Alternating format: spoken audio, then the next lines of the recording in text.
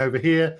And she's like, we're starting. I'm like, oh, sorry. Yes, I am paying attention. I was uploading some design graphics, as you do. And already everybody's saying hi. I'm going to do less saying hi up front. I've got a lot of slides to talk about today. But I will say hello to Rick, who's in Fort Worth in Texas. Rick, hi. As you know, I live in the DFW area. For us who live in Dallas, that's what we call it. But everybody, once again, hello to Eaton, Colorado, Switzerland, Austria, Belgium. Francois, hello again. What do we got? Zagreb. Boyan is hello. Boyan's always here. Boyan, you really are a faithful viewer, and yet you're a tech partner as well. Seattle, Savidis. I hope I'm saying that properly. Francis Moore. Hello, Francis. I had a meeting with Francis yesterday. Francis is working on a very interesting project. I won't go into details, but it's to do with the British NHS. And I had a little chat about that yesterday and helped him. Apparently my video is really blurry. Well, it looks okay from here. If I'm blurry, can everybody let me know in the chat? Hopefully I shouldn't be. I'm going to put some slides up in a minute, so hopefully that will fix it. I shouldn't be blurry. It should be quite the opposite.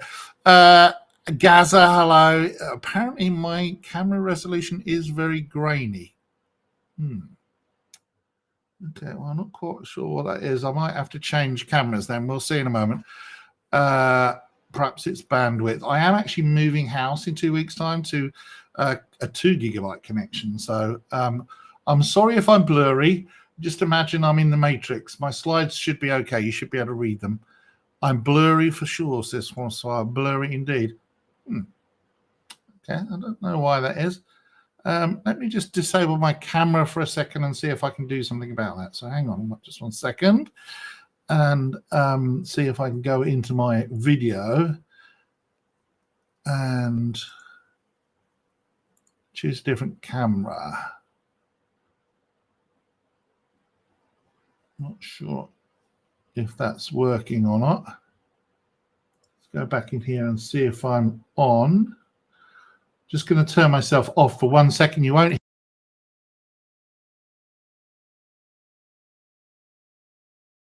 use that.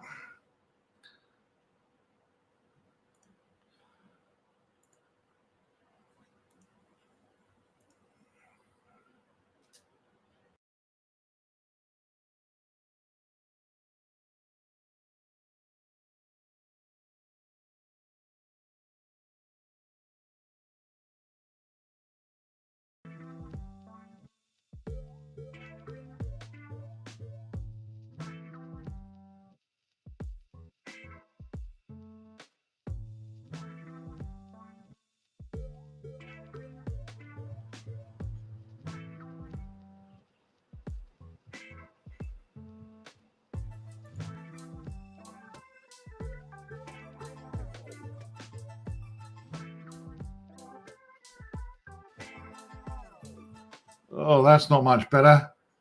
Now I've got a weird effect going on behind me. Okay, do I still look very blurry? I think now I have a... Yeah, this isn't going to work.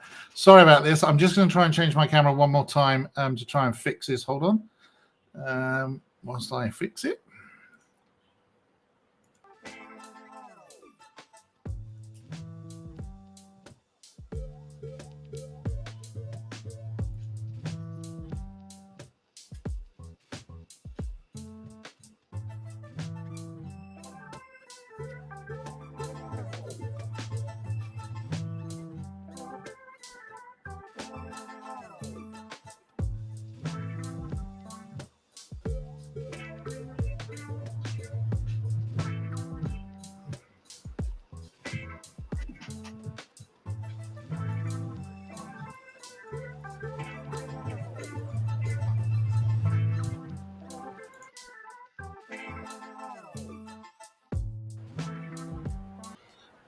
Okay, how's that? Is that better, or am I still very blurry? You're bouncing off Voyager 1. Better, apparently better. Okay, sorry about that. If I go blurry again, don't worry, because the replay shouldn't be blurry. I don't know why it's blurry. I've got a 4K camera. I've got lights all around me, and on my preview here, it looks perfect. So I'm not quite sure what that is. You could send a document so that we can see if it's a camera issue or not. Good. Okay, right. All right. Well, sorry about that. I said I was going to be really quick today, but apparently I'm bouncing off Voyager 1. Yes, that's what it is. I'm going up to the outer limits of space and back again. Oh, everybody says it's good now. Stephen, hello, Stephen from Chichester, and he just says I'm clear. Oh, well, there you go. So changing camera. Do you know, I have in part of my job, I have a lot of meetings, and some of them are on camera, some aren't. And also Skype, it used to be written in Delphi. This is a little bit of insider information. Skype used to be written in Delphi, and then Microsoft bought Skype from the people that made it, and they changed it over to .NET. And ever since then, it's had quite a lot of bugs. So I don't know whether that's working. Everybody says it's much better. Oh, there you go. The slides, I'm sure, will be okay anyway, so we're good. But I just flipped around with a few settings, and it worked out. Hello, Victor is in Cochabamba, Bolivia. I hope that's not something rude in Bolivian, Victor. I always worry when I don't recognize a word or a name. But hello to Matthias in Estonia, Aurora, Lisbon. Blur is not a place. Minnesota, Georgia, Cherkasy, Ukraine. Hello to all our friends in Ukraine, Germany, more in Minnesota, Kurtz in Minnesota, Hamburg, and of the UK, my ancient homeland, as we would say, and a few others as well. My face is clear now. Well, I'm very sorry about that. I'll try and get it blurred later for you so that you don't have to see. Anyway, so, and Sean, hello, Sean. Sean Rosa, a very, very good developer, Czech Republic and various other places, saying hi. Look, I don't want to spend a lot of time saying hi. I will talk later so that people who want to just watch the presentation can get right into it. And then we'll have a chat afterwards if you want to stick around. So I'm, as always, I never get a chance to record these anymore. So I'm live again. And I'm going to be showing my slides like so. And then if the next time you do a video and you're blurry, could you wear a tie-dye shirt and say you're David I? I'd need a much bigger beard, but and also I'd need to speak with a Californian accent, which I definitely can't do. David I's still around, by the way. I talk to him now and again. He's a decent guy. I like him. Anyway, so let's get onto the slides without much more ado. And what screen is which? We want this one, I think. There we go. So I'm in the corner at the moment, but I'm going to make myself disappear. Norway, Lilyhammer. Yes, hello, everybody. Look, I really appreciate everybody that comes along and says hi. I will talk to you later at the end, the Q&A. Barton says he loves the live. It's fun to watch the errors. Well, I'm glad the errors are amusing. I do try to make it as slick as possible. But you know what? I want all of you to come and have fun with this. I don't want this to be like a lecture or a sales video. It's about spreading the knowledge around about the product. It's about really, more importantly than that, about spreading the knowledge of Delphi and Object Pascal and RAD Studio around. We give away the CE version, so not everybody's paying. It's not all about the money. It is about the culture and the infrastructure. So, you know, I like the live videos means that we can chat to you and talk about what's going on. And talking about exactly that, I'm going to turn off my camera, and hopefully you can still hear me. And hello from Gdansk. Yes, hi. Dzień dobry from Gdansk. Right, so today we are talking about everything you need to be a software developer. That's the series we're working on at the moment. And today's little foray into all of this is the best of third-party components and libraries. Now, a little bit of a disclaimer here. it's not so much the best, because I can't judge what's the best. Some people think that some libraries are really awesome, and some people think that the same library is really awful. It's about anything. Some people like chocolate cake, some people hate chocolate, and all the rest of it. So the best is a kind of not the most accurate thing, but we only had a few words we could fit in. So what I'm really saying is a selection of the most popular and well-known third-party components and libraries. And what do we mean by that? Well, first of all, let's talk about who I am, in case you have never heard of me before, because weirdly enough, apparently some people haven't. And my name is Ian Barker, and I'm the Embarcadero Developer Advocate. You can email me, and please do, at ian.barker@embarcadero.com. You can also read about what I do in life in general at about.me/Ian Barker. That's on the screen now. The slides, the link, and the replay for today's webinar will be up later on, and it's tinyurl.com/rad12 third-party Ian B. I know it's a kind of a long, tiny URL, but believe me, it's a lot shorter than the blog post. If you go there now, whilst we're recording, it will take you to the Embarcadero products page. That's deliberate. But once we've finished and the video replay is available, I'll update the link to point to the blog post with the video replay of what you're seeing now, and also a copy of the slides, so that everything you see today you can watch close up.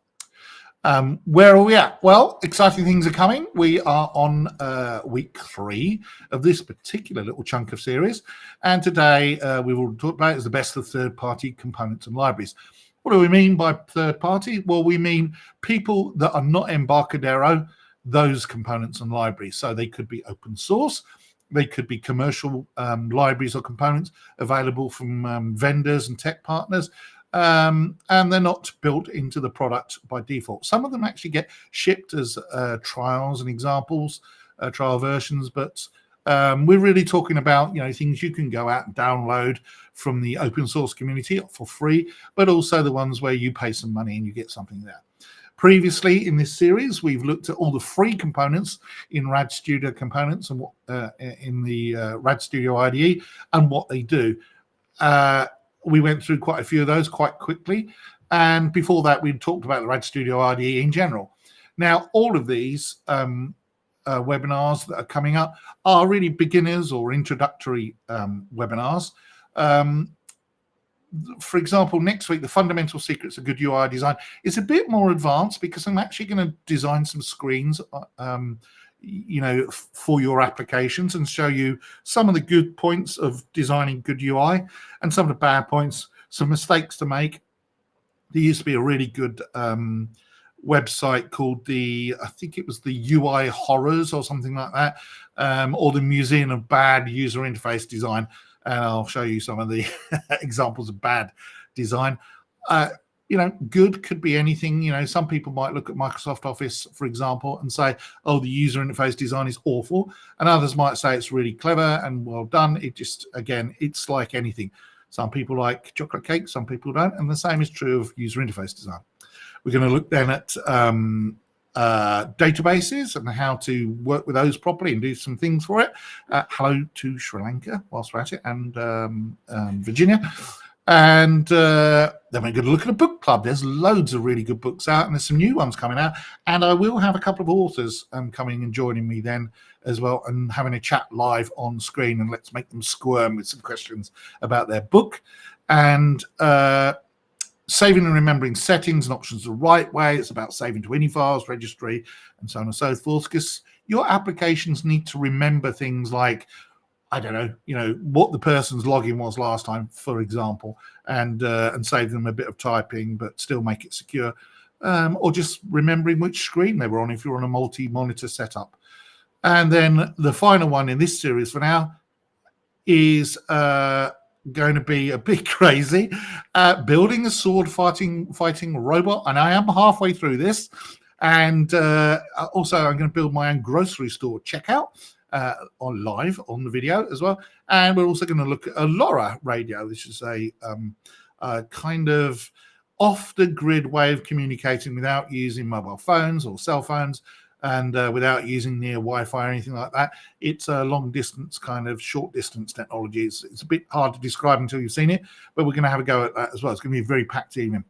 Hello, Anthony from East Yorkshire. I'll do, as they say. I'm very pleased to see some of my homeland people arriving.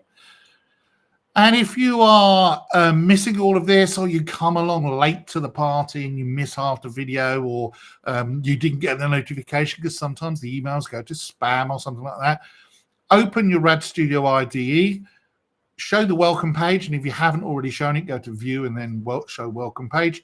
And in the right-hand side there, there's a column that says Learn. I've put a nice red block around it. And in the Learn tab are all the videos in these two series. So the ones that we did earlier in the year and the ones that we're doing now as well. Hello, Pieter, from, presumably, is that Polish? I'm guessing that's a Polish name. Dzień dobry. And there's a few other people saying hi as well. Now, the strength of RAD Studio is not what you have to do, but it's more a case of the work you don't have to do. This little screen here, which is one that I did a while ago and does some cool stuff, 30 lines of code. Now, if you were to take another programming language and try and replicate this, you'd actually be hard-pressed to do it in the same way at all, because it uses some little tricks of FireMonkey to do this. But it could be, could be that you could do it, but it would be several hundred lines of code. This is a Delphi app, 30 lines of code, and it makes use of actually ready-made applications. Oh, we've got a spammer. Let's get rid of that. Got rid of the spammer from the chat. Thanks, there. And it's 30 lines of code. There's not many programming languages that are that succinct, actually. And the same is true of this little app. This one I showed in another demo, and it's a game. If you remember the old Breakout games, this is a similar game to that. We can't say it is Breakout because we don't want to get sued by Atari or whoever owns it nowadays. But it's where you break out bricks from a wall. It uses a skier shader, and there's 100 lines of code in it. And it works cross-platform, Windows, Mac OS, iOS, and Android. And I think, in fact, if you use FMX Linux, it will work on Linux as well. But don't hold me to that. I'm not sure. It's 100 lines of code. Most of those lines of code are really to move that little lozenge at the bottom. If you see that kind of orange bar, it's just to detect the keystrokes. That is the strength of RAD Studio and Delphi. You don't have to write a lot of code. So it's an easy programming language to learn anyway, Delphi, for example. But even so, why work harder than you have to? Many other programming languages, they're so wordy. I mean, no disrespect to Java. Java's got its plus points, but it seems like everything you do in Java takes 55 lines of code extra just to do something that would take one line of code in most other languages. But they've got the plus points. There are reasons why people use them. But Delphi and RAD Studio, very succinct. Now, last time we saw how many built-in or free components. Ian, is FMX Linux available for C++ Builder? I'm not sure is the short answer. I would need to check that. I suspect it might be, but I would need to find out. I'm sorry, I don't know the answer to that off the top of my head. I'll ask the FMX Linux people because I know them. They're very good. Anyway, last time we saw just how many built-in components there are. There are a lot, a couple of hundred, I think, maybe more. They do pretty much everything you could want, from databases to, depending on the version you've got, of course, databases, visual user interface type things, T-chart, more about that in a minute, to draw some charts and indie components to do internet stuff, skier, web services, just absolutely everything. But that's not all. There are also a lot of free third-party components.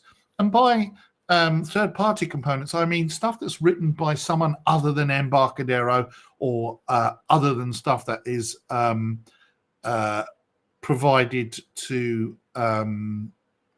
as part of the, as an incentive, shall we say, that we've licensed from someone else. Yeah, in fact, if you just type in to Google Delphi free components, you may get a slightly different figure, but I found 8,110,000 results. That's pretty mind-blowing if you think about it. And to be honest, there are so many different things out there that I can't imagine a set of circumstances that where you couldn't find what you wanted. There's that many. It's insane. And there is actually a list of all of these, or at least most of them, and that is called the Awesome Pascal list. If you go, their actual web address, you can see in the image I took there, Frost Brutal is the person who is maintaining this list. But if you're not sure, go to tinyurl.com/Awesome Pascal, because Delphi is Object Pascal, and go in there, and it's got a massive list of the best free components that are available. And what sort of components can you get for free without having to pay anything and being open source as well? Well, they cover everything: audio, video, graphics, game development. There are some game engines in there that are completely free. Communications, connecting to things like Slack and Telegram and all those kind of businesses as well. There's network components and stuff for talking down to USB ports and serial ports, and a few other things as well. A GUI, so graphical user interface, control packs, so packs of controls, editors, viewers, you name it, database. There's just, you'll be there forever. C++ Builder has 65,400,000 free components. Cool. That's pretty mind-blowing, isn't it? So there's a lot of stuff out there. Report generation, unit testing. If you don't know what unit testing is, we are actually going to have a webinar about unit testing and code quality control in general. And in fact, one of the things I talk about later on here is a component to do just that kind of stuff. You just name it, free setup programs and everything. There is absolutely no excuse 9 times out of 10 to have to pay for anything, because there's so many good options out there for open source. But as with any open source, you pay for what you get sometimes. Most of the bigger maintainers of open source are credible, decent, warm human beings who do work very, very hard, often without any thanks and without any monetary gain from that. But there are a few that, either the authors have given up and tried to earn a living doing something else, or the quality's low. It's just one of those things, just treat them with caution. Awesome Pascal is good because there are lots of comments on there that you can say if a library is defunct, and they actually curate that list. That means someone tries to look at that and tries to make sure that anything that's on there is actually still live and going. So Awesome Pascal, cannot say enough good things about it. And of course, if you've got RAD Studio, you can use the Get It package manager to find lots of other components as well. It's not as big as Awesome Pascal, and it varies from having completely free things to commercial things to things that you actually need a certain type of license for. So, for example, if you've got the CE edition, then some of these will not be available to you. If you've got the professional edition, then you'll have some more, but not all the things that, say, Enterprise or Architect have. There's everything you can imagine on here. Alien Invasion, complete classic, arcade style game, and app contact screens and all the rest of it. Oh, see, people are arguing in chat now about how many million results are. Look, anything more than 3 is good, right? The point I'm making is, if you search out there, there's a lot of people talking about components and stuff like that. So I'm just trying to say it's not like it's a wasteland of no free components. The exact number, as I said, would depend on the type of search you're searching for. If you search for free Delphi web components, for example, you might find 50 different things. And if you search for free Bitcoin Delphi apps, then you might find 1 or 0. It's just, what you're looking for. So anyway, Get It Package Manager built into the program. If you're using version 11 or 11 CE or 12, then your Get It Package Manager will show you what you want.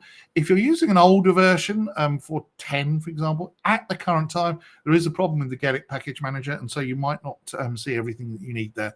But you can still go to a website called getitnow.com, and there's some stuff in there. But if not, go to the Awesome Pascal or use the internet. There's a lot.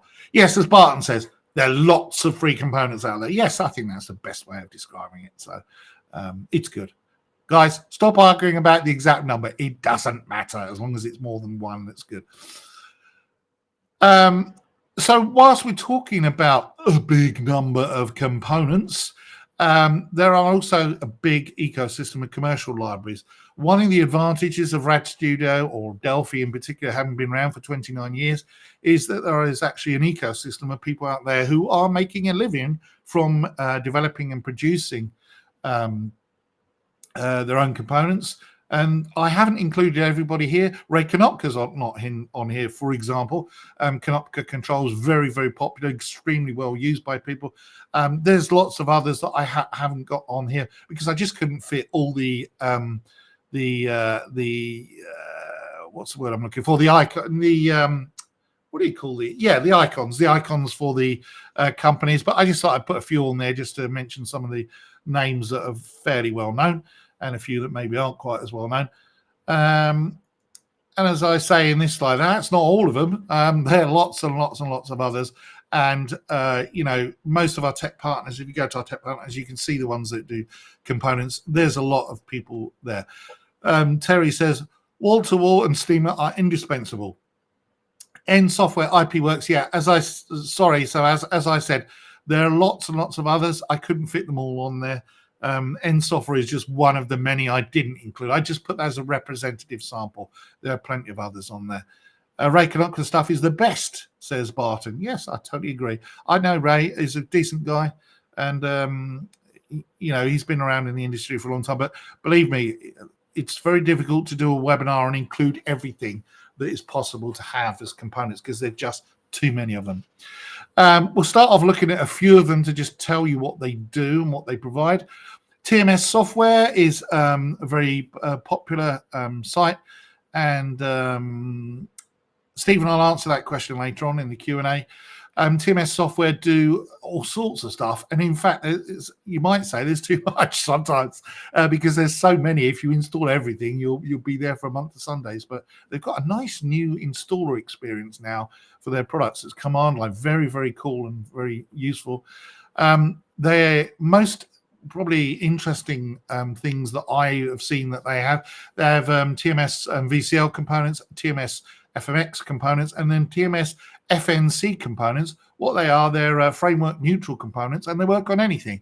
So you write a program and it's got these FNC components in it, and then it can either be a FireMonkey or a VCL project. And so you can write the back-end code separately from the UI, a nice bit of separation of the user interface. And they also have TMS Web Core, which we've done webinars about before, and we'll probably do some more because there's some more progress on various bits of web technology, because it's this thing that people are still working out on. And as a company, Embarcadero, we don't have the strongest solutions for web at the moment because it's such a fast-moving target. Lots of third-party people do it better than us, really. We do have lots of web components, but if you're looking for a sort of all-round solution, then WebCore is one of them. There are also some competitors to those like GUI and lots of others as well. I can't remember off the top of my head because I'm thinking as I talk. But TMS Software, Dev Express, similar kind of company, lots of VCL components, a big collection of VCL components for Delphi and C++ Builder. Really like their stuff. They've got some very interesting products, very, very popular.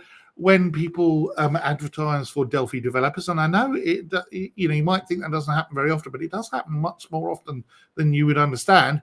Normally, people list what skills they expect you to have, what versions of Delphi you've used, and they also tend to mention component sets that you might be familiar with.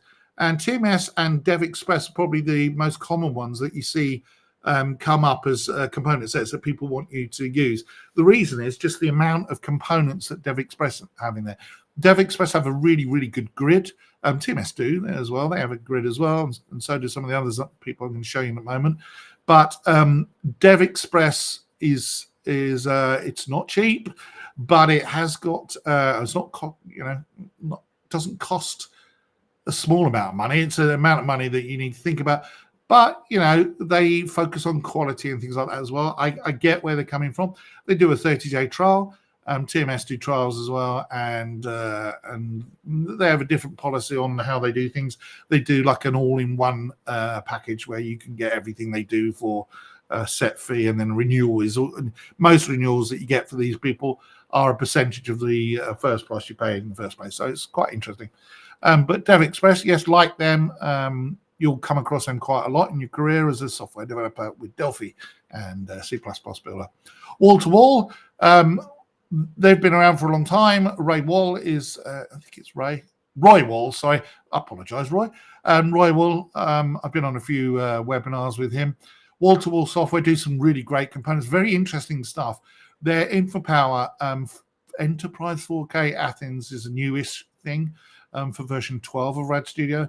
But I've personally used the InfoPower components. Again, it's like the preceding couple as well, that they have a range of different components to do different things. Their grid has got some really cool features as well. And it seems to be the main thing that a lot of these third-party vendors say is there is a grid built into RAD Studio. In fact, there's a couple of grids. There's a string grid and a draw grid. But they don't believe they do enough. And the reason they don't do enough is because the third-party options are so good out there that actually they just do a better job than we do. And we don't really want to, try and compete with some of the third-party ecosystems. So if they're doing a better job than us, then why would we spend hundreds of hours trying to do it better? It doesn't make sense, but it's really good. Gaza is a fan of TMS Web Core. Yep, so am I. I think it's a great technology. And connection with Ian is broken here, says Francois. Oh, well, I hope nobody else has lost me. I'm still here. I'm doing my thing. So I appear to be, it says I'm recording and broadcasting at 100%. So I don't know what the deal is there. Right. Steamer. Now, Steamer do a product called T-Chart.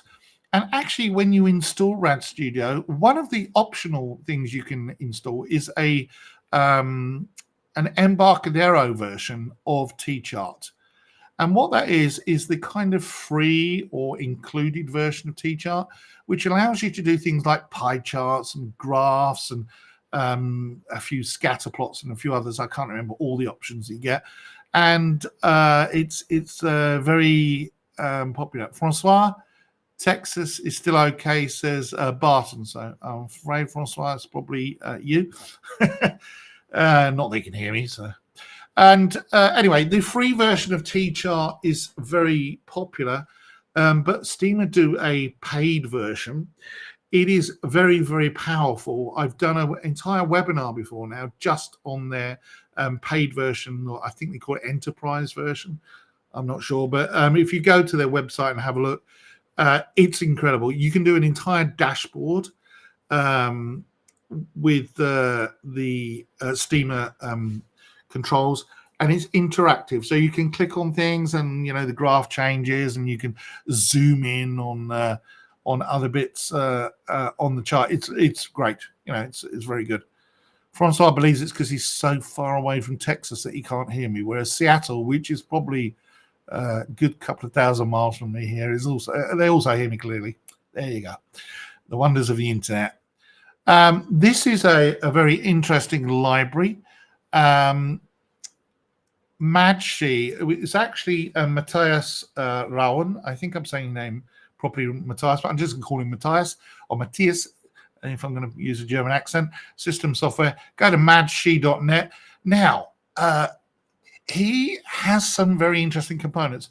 There's lots of different components that he has, but I would focus particularly on the one thing that I would say I like is Mad Accept.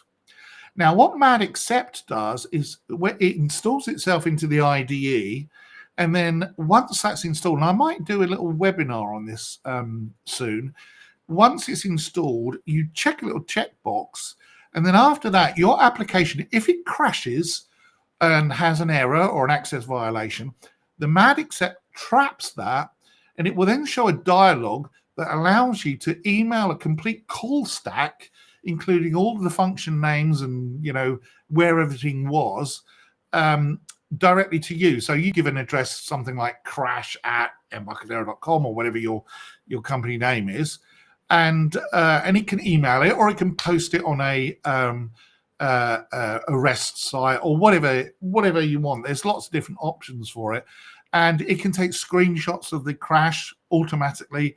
It can include lots of other things like the type of PC it was running on, or device in general, or the operating system version, whether they've got .NET installed, if they have, whether it's fully patched. It's absolutely outstanding. I really, really like MAD accept, and a few other people in the comments are saying that they like it as well. Francois Piet says he couldn't live without MAD accept. And he says, thanks, Matthias. Yeah, absolutely, Francois. I totally agree. It's just one of those components that when you start using it, you think, oh, God, this is so good. It's really good. But Sylvian says their software starts with Delphi 1 and it's now Delphi 12. So we've had bad experience that components disappear over a year or not working on the last IDE. Yeah, I mean, unfortunately, the problem with having been around for 29 years, because that's how long ago Delphi 1 was installed, people either move on and do something different. They might give up being a developer. They might decide they don't want to do components or whatever. Businesses get sold. People go bankrupt. There's been a few recessions in 29 years. War breaks out. Countries suddenly become, unviable financially, because their economy crashes or whatever. Political upheavals mean that they're suddenly not flavor of the month. It's a problem. And I'm not going to say the same would happen with .NET, because it does. It's a problem of business as much as anything else. You won't find a developer who's using Visual Basic 3, for example, 29 years later. It isn't going to happen. But you will find someone using Delphi 29 years after they used Delphi 1. And the side effect of that, of course, is that some of the component vendors are no longer around. Some of them are even dead. Some of them just moved on. And what can you say? I get it. It's a problem, but give me a way to fix it and I'll fix it. But I don't think you can. Always, as Francois says, always use a component with full source code. I absolutely agree. If you can, and most component vendors weirdly do actually provide their source code for the right price, because then if you're up to it, if your coding skills allow, if there's a problem, you can always upgrade it to the next Delphi version. I'll give you an example where that didn't work out, and that's with Quick Reports, which is still sold. It's sold by QBS Software in the UK. It's a great reporting app. And unfortunately, their developer, who was their prime developer, passed away. A really good guy. I liked him a lot, and he's no longer with us. And the company that were in charge of it had a long battle to try and find someone that was up to the job to replace the developer, and they did do that. And then they had lots of other issues as well. And taking the source code that I had for Quick Reports and upgrading it to later versions was not that easy. And there'd been some assumptions on how it had been written and stuff like that. And so it would have been a mammoth task. They have actually now said they've got a later version, but I've asked them to provide them, a version to me so that we can do a webinar on it.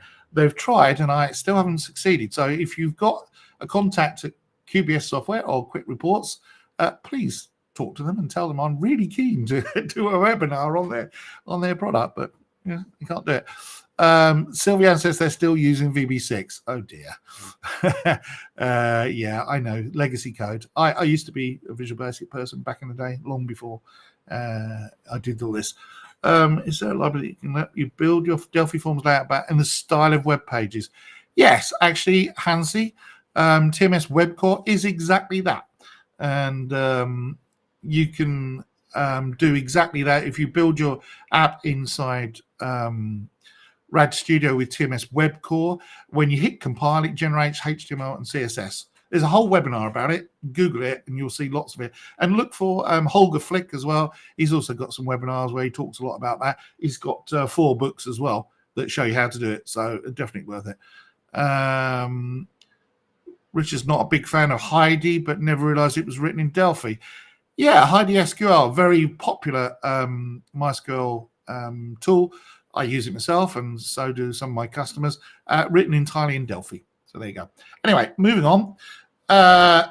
Softanix Deleaker. This helps you find memory leaks. It's an interesting program. And I recommend, especially when you're first starting out coding, or if you're relatively novice at it, but even if you think you're super smart and know everything, then Deleak is a tool for you. There are some things you can do in RAD Studio by turning on report memory leaks on shutdown. If you're not sure about that, Google it. But Deleaker goes a bit further than that, tells you all the horrible things that you've done in your code where you've made a big mistake and forgotten to free something up. It's a great program, and it's got a 14-day trial that tells you sort of, I think, a small percentage of the problems you've created yourself. And then if you get the full version, it tells you everything. Nigel says Holger is currently releasing lots of TMS videos on YouTube. Yeah, he always does. Holger does coding with, I think, what does he call it? Oh, Holger's going to hate me for this. Holger's a really good friend of mine. How it works with Holger, that's right. He'll tell you all about TMS components and TMS Web Core and stuff like that. But Hansi, you definitely can create Delphi apps, which then will work on the web using web technology. So Deleaker, DevArt, very popular data access components. They do some very interesting components that allow you to connect to all sorts of databases. They do MyDAC, I think it's MyDAC, but if you go to devart.com and go to dac.html, you can access just about any database you could ever want. Postgres, I think, is one of them, Oracle, and all the rest of it. You can add that to make low versions of Delphi access data. The Enterprise Edition has FireDAC built in and does all sorts of things to do with clients. But DevArt adds some stuff on top as well that makes it very interesting. There are a lot of people who swear by DevArt's components. Nexus DB is actually a database in its own right. The Nexus guys are very interesting, and they are old guys that I've spoken to. I shouldn't really genderize people, but Nexus DB, very interesting database technology. It does an embedded database, which then can easily scale up to client server database into a cloud database. It's got some very unique features and functions as well that compete with other technologies. Really great, and it's very cost effective as well. So if you're looking for an alternative to MySQL and certainly Paradox, for God's sake, and SQL Server and all the rest of it, then Nexus DB is one to watch. And they also do something interesting as well, which is kind of adjunct to the database stuff, and that is the Nexus DB Quality Suite. And what this does is allows you to go through and do what Deleaker does in some ways, but also examine your program and find all the bits that are kind of unwise. Let's say you've made a decision, there's more than one way to write a piece of code, and you decide to do it a particular way. The Nexus Quality Suite that used to be Sleuth QA, I think, will go through and spot some of the bad choices that you made. It's like having a pair programmer look over your code and go, oh, did you really mean to write that piece of code like that? Which is great. So, I think it's interesting. It's also very, very cost effective. Excuse me. But they've got all sorts of other things like Code Watch and stuff like that built in. Go to their website and look that up. If not for the database, look for Quality Suite. I think Nexus are going to do a webinar or presentation probably at the Delphi Summit, which is in June. So if you don't know about that, then we'll talk about the Delphi Summit later on. I think I've got, I can make this come across the bottom here. Sorry, Nexus DB, it's right over your link. But DelphiSummit.com, if you go to that website, if you're in Europe, I really recommend you try and book to go. Everybody who can get there will be there from the Delphi community. I'm doing, I think, 2 keynotes. I'm doing the opening keynote with Jim McKeith. And Jim has shaved his beard off and apparently now looks a bit like me, which is slightly creepy. I don't think he does. And also, he's 10 years younger than me. But Jim and I were doing the opening keynote. I'm then doing a keynote on day 2. It's a 2-day summit in Amsterdam. And then I'm doing a keynote on the second day about modernizing your apps and how to look cool and all the rest of it. And Marco Cantu will be there. And just everybody. Dr. Bob is a very familiar face in the community. Just go to DelphiSummit.com and have a look, because really they're just some. It's the who's who of Delphi is speaking there. So if you are in Europe and you can go, and I apologize, not everybody can. I really recommend it. I will be streaming live on both days. I'm there all day, both days. If you want to come and have a chat, come and meet me there. And I know that the Delphi Summit organizers also got some live streams and stuff going on as well. It's a big event in Europe. There's one in London, I think, shortly as well. And I'm not sure where. There's one in Brazil coming up as well, I think. Anyway, Nexus DB Quality Suite, not Street. It's chocolate. Fast Reports, a very, very popular reporting tool. I can't remember if it still comes with the architect version of RAD Studio or enterprise version, but if not, they do some trial versions and things like that as well. You definitely used to be able to get it free. I can't remember if you still can, but it's basically what's known as a banded report generator, and you can create, you can see what's on the screen there, reports of every type. So you summarize the data. It can talk to almost any type of database using your built-in controls. They do a VCL version. They do a cloud version, I think. There's a query builder. There's a FireMonkey cross-platform version. And you just name it, they've got it. It's a great and very popular reporting tool. I like it. But there are a couple of others as well. List and Label from Combit.com. They've just done a recent new version, done a lot of work on List and Label, and they keep sending me emails all the time. And I am going to do a webinar with them at some point because it's not widely known product, I think, but it is extremely popular. And they need a little bit more love, I think, in demonstrating their tools on the webinars. But List and Label from Combit.com, definitely recommend going and seeing what they've got to offer, because it's some cool stuff. It works in a similar way to Fast Reports, but is different enough that I think it's worth taking a look and seeing what they do. So that's Combit.com. And whilst we're still talking about reporting in general, let's talk about the other big daddy or big mama or big alien, whatever you want to call it, of reporting, and that is Report Builder. Digital-metaphors.com.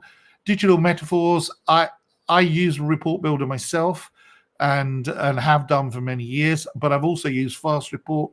I haven't used List and Label yet, but that's just because circumstances just didn't allow me to. I used to use Quick Reports all the time, which is why I'm very annoyed that they're not getting in touch very well. They did send me a trial version, but I honestly couldn't get their trial version working properly.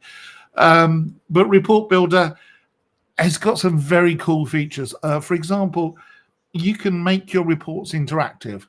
So if you generate your report and send it to the screen, they've got a nice built-in previewer, and then you can click on elements of the report and get events back in your Delphi code, which I really like.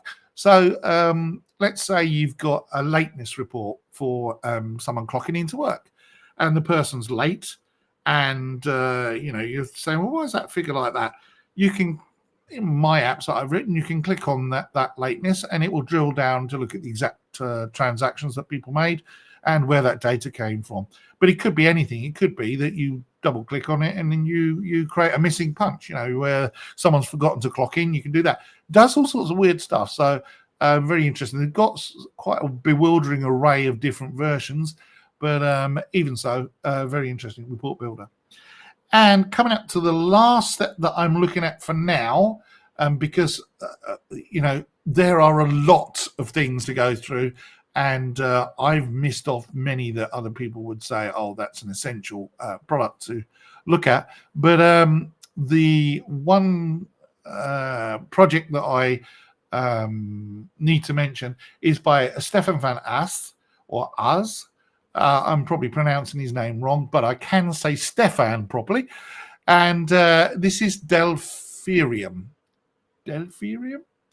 And if you're into Web3 and digital currencies like Bitcoin and all the rest of it,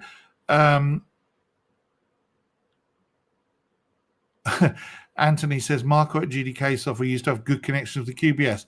Oh, we'll talk to him. I have to talk to him about something else. So there you go. But yes, to get back to Delphirium, if you've heard of Ethereum, which is one of these Bitcoin blockchain type things, this Delphirium is a project. So out there are components from the old-fashioned stuff that you would think of, like user interfaces, to web components, to entire web development frameworks like TMS Web Core or UniGUI or IntraWeb, which is extremely popular. And we've done webinars on those already. That's why I've included them today. To, they're very much the cutting edge of technology today, which is Web3, which is how people refer to the blockchain.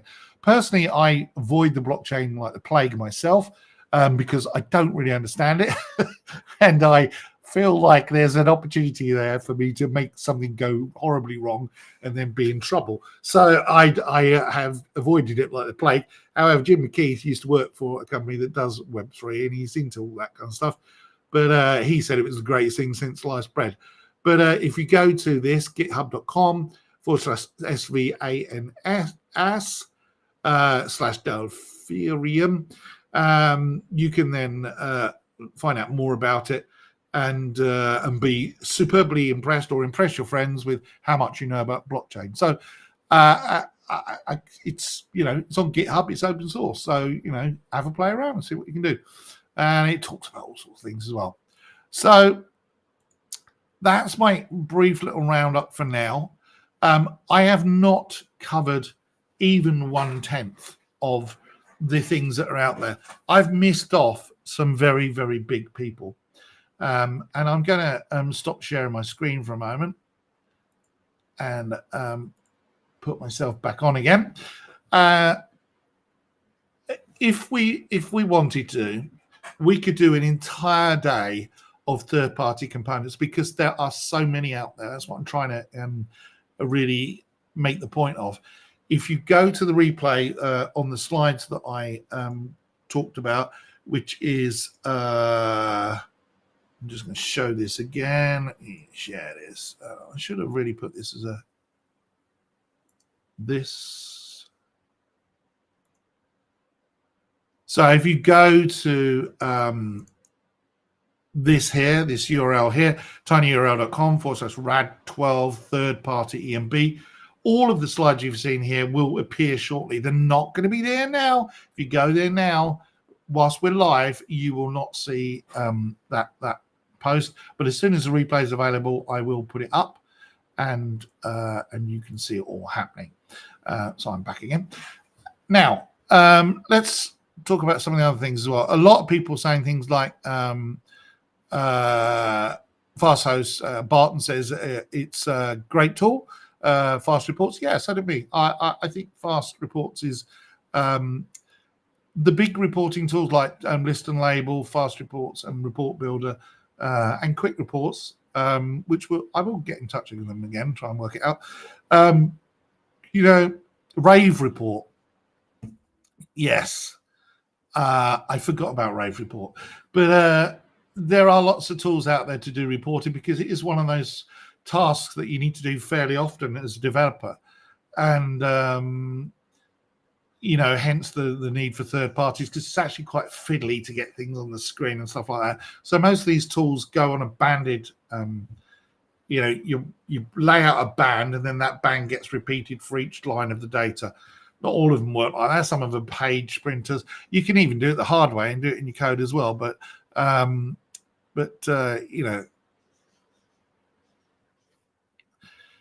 it's not about components. But actually, I'm going to show this up on the screen. It's not about components. Make Control D in the IDE possible to disable, please. It makes me crazy. Actually, you can disable it. If you go to code formatting, so search the IDE for code formatter, you can turn that off and untick it, and it won't do code formatting, because I know some companies that hate code formatting. So if you untick it, it should go off, Piotr. Hey, now listen. I do mention Boyan Mitov, and in fact, Boyan knows this, I hope. First of all, Boyan stuff is amazing, Mitov software. But secondly, I'm going to do a whole webinar where I mention Boyan stuff, okay? The webinar that I'm doing at the end with the sword fighting robot and the checkout and all the rest of it features Arduino in it, and a few other things as well, the M5 stack and all the rest of it. Believe me, Boyan will, I know you're joking, by the way, Barton, but believe me, I will make sure Boyan gets more than his fair crack of the whip, because Boyan stuff is absolutely outstanding, and it's very cost effective as well. And both Jim and I have said in the past, you're too cheap. You should put your prices up. but it's great. For what you need to do with Internet of Things components, and I have some. I literally have things sitting on my desk. I don't know if this will show up, but this is a. See if I put it too near the camera, and then it won't show up. Oh, okay. If I do this, I don't know whether you can see that, but that is actually a single board computer, and it's on a nice little thing. This will be your sword fighting robot. As you can see, I haven't got very far with it. Keep blurring out there. And the other thing that I've got as well is this, which is a Raspberry Pi built into a keyboard. So you just plug it in, and there you've got a whole computer and a keyboard that you just wander around with. I have lots of things for Internet of Things coming up, and I'm not joking when I say sword fighting robot. There's some problems with the weight of a real sword, so I might have to use a slightly lighter one. But a proper checkout with a cash drawer that opens and shuts, a barcode reader, and a receipt printer, and I'll be showing you how to do all of that with example code that you'll be able to download, and I'll be using Boyan stuff. So don't think I won't mention Boyan, because he's the boy. I really like his stuff. It's fantastic. Big fan, and Boyan and I get on right as well. So who else have we got? IPWorks. I find IPWorks to be excellent. Yeah. IPWorks from N Software. I didn't mention, as I said, I can't talk about everybody. We'll be here for a month of Sundays. We've already been going an hour, and I don't want to go too long today. But I'll just pick some others. Let's have a look. Boyan says lots of AI enhancements. Ooh, that's interesting.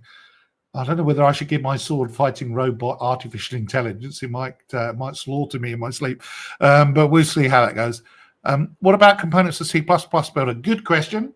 And the answer is most of those will work with C++ Builder. And in fact, with RAD Studio 12.1, now forgive me if I get this wrong, because I'm not an expert on the C++ Builder changes we've just done, but I believe that if you statically link using the new Clang or Clang, whichever you want to pronounce it, you can actually use Delphi stuff in it. I could be wrong. Like I say, I'm an expert, but I believe that before you could only use the components if they were made to work with C++ Builder as well. But I understand now, I believe that you can actually do a lot more with 12.1. David Millington has got some blogs on our blog site about that. Let me just find out where that is, where he talks all about this. Let me find it. Yeah, so go to blogs.embarcadero.com, look for the C++ stuff and read what he says. If after that you're not satisfied and you don't have the right answers, email me, and I will ask someone like David or one of the other program managers about that and get some answers, because like I said, I'm not an expert. I can do stuff, but it's not really my thing. It's not what I do. But you can always email me, and I invite anybody watching these webinars to email me. And by the way, if you are watching this on YouTube and or I think we're on LinkedIn Live and a few others, if you're on YouTube, can you hit the subscribe button and hit the like button as well? We won't know who you are. We have no way of spamming you or anything else. It won't affect you. Click on subscribe, click on like. You can always undo that later if you hate us. But if you click on subscribe and you click on the like button, two things happen. First of all, we know that people are watching and they're interested. I mean, I can tell, how many hundreds there are and how many thousand views we get from our stats. But if you subscribe, the next time we're going to do a webinar, you'll get an automatic notification that we're going to go live. Okay. And it'll tell you up front what day, what time, and in your time zone that we will be live. So you don't have to worry about, I got the time wrong. Oh, there's a clock change or whatever. YouTube will do it for you and it'll work out. So click on that subscribe button, click on the like button, and you'll be good. It'll work. I'm sure I'm pointing in the wrong direction because I'm mirrored and all sorts of stuff. But if I was a proper influencer, I would do that. But I don't want to, and email me as well if you've got some questions. Right. So back to the questions. Share one format setting config on local network for all employees so that you are sure that everybody uses the same format. Don't understand the question there, Sylvian. Do you want to email me at some point and work out what you're doing? Line endings are quite important. If you're doing DPKs, you need to get them around the right way. But apart from that, I'm not quite sure what you mean. Greetings from Scotland and all the other places as well. So, Burton says, good stuff, TMS. Yeah, I really like it. It's fantastic.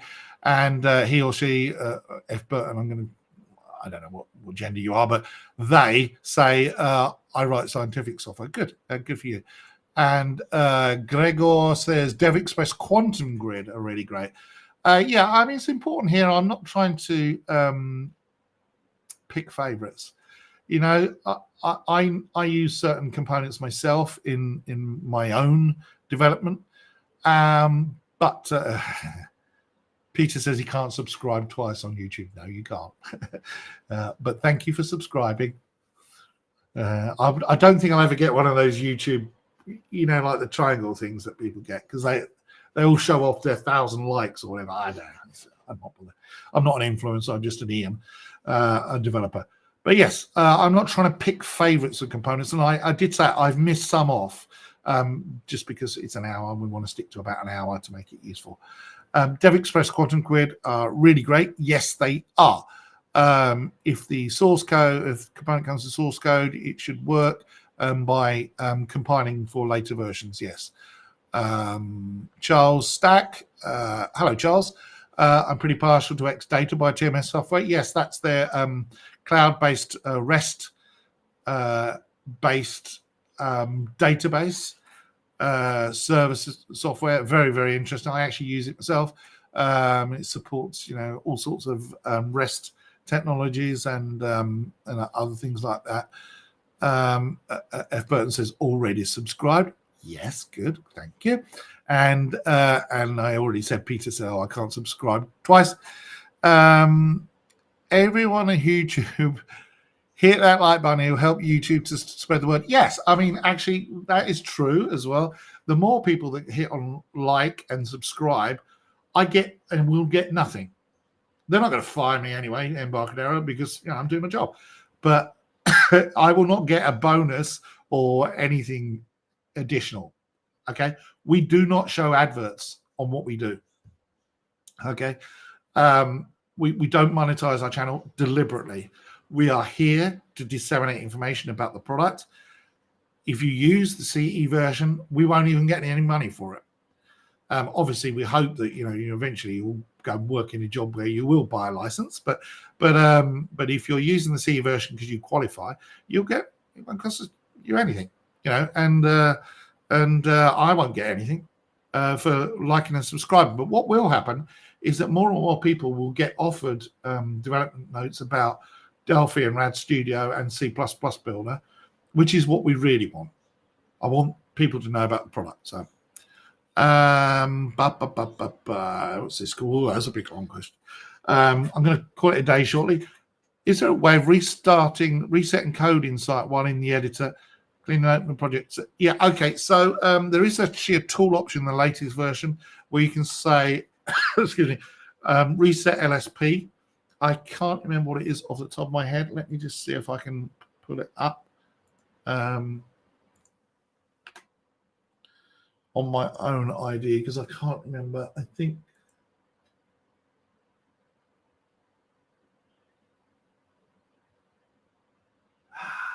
see, you would know what this is. There's an option that you can pick. No, I'm going to kick myself now because okay, there is a way of doing it. Basically, it kills off the LSP and restarts it, but I can't see where it is. I thought there was one. Maybe I'm not. I'll try and find out about that and talk about it next time.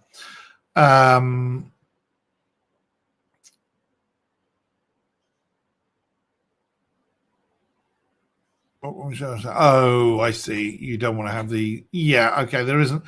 Okay, so this is another question, which is they're talking about sharing their configurations. Okay, you can export your settings. There is a tool that does that. It's called the Migration Wizard. And if you go to the product and search for Migration Wizard, which is... think it might actually be in the directory where you've installed RAD Studio. You can export settings and re-import them, but the only problem is you've got to be very, very careful how you do that, because if you have different components installed between different machines or in different places, then exporting your settings can be a problem. You can end up with some difficulties going on. Hello, Ivan. Ivan Souza. He's a pretty good guy. It turns up quite a lot at all these things.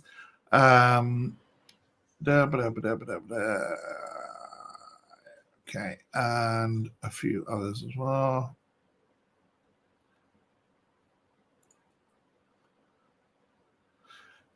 A message dialog with comprehensive colors, fonts on text and buttons. I've Googled and looked at all the usual boards. When you say comprehensive colors and fonts on text, I'm not sure what you mean by that, because with the later versions of RAD Studio, you can theme or style the app, and the dialogues, built-in dialogues, and that will be themed as well, I believe. So, Stephen, do you want to email me, and we'll talk more about that as and Barton as well. If you want to email me and just tell me what exactly meant by that, because I think we have an answer for that. So just email me at ian.barker@embarcadero.com. I might not answer you immediately because I am really busy all the time, but email me. I promise I will respond to you. If I don't know the answer to something, I'll ask someone who does know the answer, and then make sure that you get your answer. Sergio from Brazil. Bom dia. Lots of developers in Brazil. It's pretty crazy. And Barton says, Stephen Bullis, I would like that dialogue, comprehensive color dialogue as well. So that's good. Christian from Argentina. And can you describe a share offline or via in? Yes. Yeah, just guys, email me about that dialogue and explain what you mean. Can you use a custom style just for dialogues? I don't know the answer to that one. You can for individual components. I wonder if you can. I'm not sure. I'm not sure how it's implemented. I'll find out. Ask me those questions by email. That's a really good question, actually. Yeah, we'll see. It's one of these things where I'll have to write a program to find out. I wonder if there's a control on the. Yeah, we'll find out. I'll find out, and we'll talk about that in the user interface thing next time. That's a good idea. As per my first message, themes not possible. Okay. All right. Well, we'll find out. Okay, we'll email. Thank you. Good. Dev Express DX messaging is a replacement and works with styles. Yeah, but you know what? I know that our dialogues can be themed. I've seen actually bugs to do with it not theming quite correctly. So I'm guessing that works. We shall see. There is a way to set a style for dialogues only. There is? Okay. Well, there you go. I'm almost certain there would be, just because of the way it works. We'll find out. Yeah, if you only want Dev Express for the dialogues, it's going to be pricey because you'll probably have to buy all of their sets, but we'll see. But if not, I'm almost certain that you can theme the dialogues individually. Okay, so I think that's it. If you haven't previously registered, you can scan this code, and it will take you to the registration page, and we want to know is your email address and your name, and tick on the check boxes of the webinars you're interested in. So we've got some idea of who's going to be interested. We're not trying to harvest you for anything particularly. Sounds a bit like some kind of horrible, Day of the Dead thing. That we're not trying to harvest you, but we're not trying to get you into a spam list. That's what I'm saying. We do obviously want you to be interested in our products, but this kind of outreach through YouTube and through live streaming is probably the best way to do it. We think by showing what we do and describing the capabilities of our product, it's the most effective way of showing people. If we just keep saying it's great, use it in emails, you're going to keep clicking trash and putting the email in the trash. So we'd rather that what we do is show you what the product can do.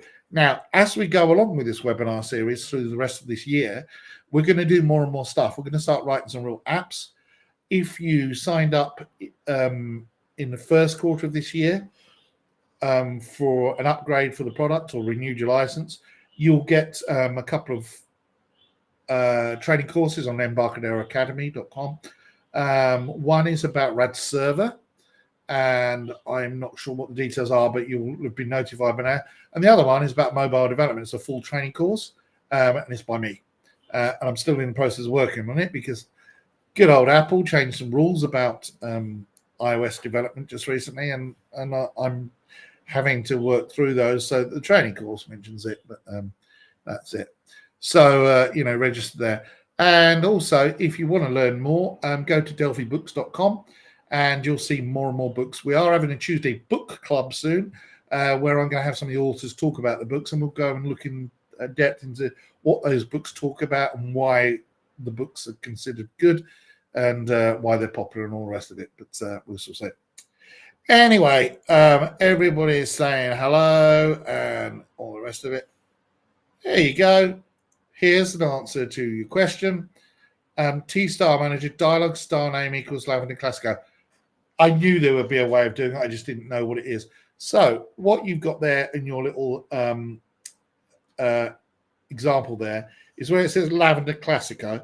That's the name of the Delphi style that you've got in your project.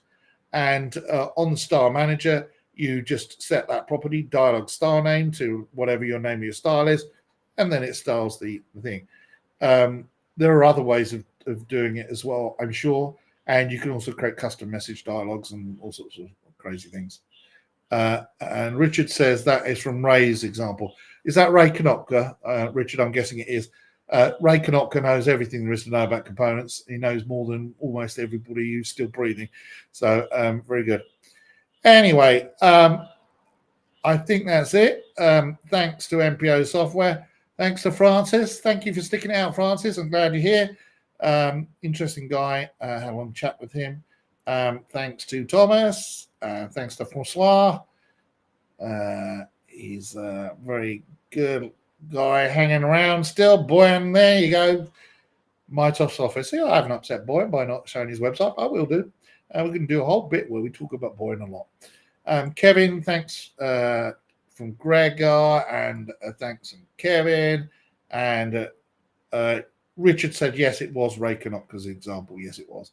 And Paul and all the rest of it. Oh, from his VCL custom styles video. Okay. So if you Google, if you go to our YouTube website, which is youtube.com / Embarcadero Tech, TECH, and look for Ray's video there, or just Google Ray Konopka or Ray VCL Custom Styles, and you'll find the video. He really, really knows what he's talking about. He's a very, very smart guy. And, I've got a lot of time for Ray. So he's a decent guy, so a really nice guy. And there you go. Okay, everybody. Well, I think we're done. I'm going to go have some lunch now because it's my lunchtime. I will make sure that the replay comes up later on the blog site, and the other replays, as I mentioned before, you'll find them if you open the IDE, look on the welcome page and look for the Learn tab. All of the videos I've done this year, and actually many of the videos I've done in previous years, will be in the Learn tab as well. We are not finishing yet. We're carrying on the whole of April, whole of May. There's a little bit of a stop for June because I'm flying to Amsterdam, and then I'm presenting for a couple of days in Amsterdam as well. But there will be videos of Amsterdam, so you will not miss all the fun. So if you can't make it to Amsterdam for whatever reason, and I totally get it. I mean, I used to be that guy. Couldn't go anywhere because I was too busy working, or couldn't afford it, or whatever. But I'll make sure that you get a flavour of the conference and you're not left out, because we can stream like this. But I appreciate every single one of you joining, and we will see you again this time next week. Thanks a lot. Bye, everybody.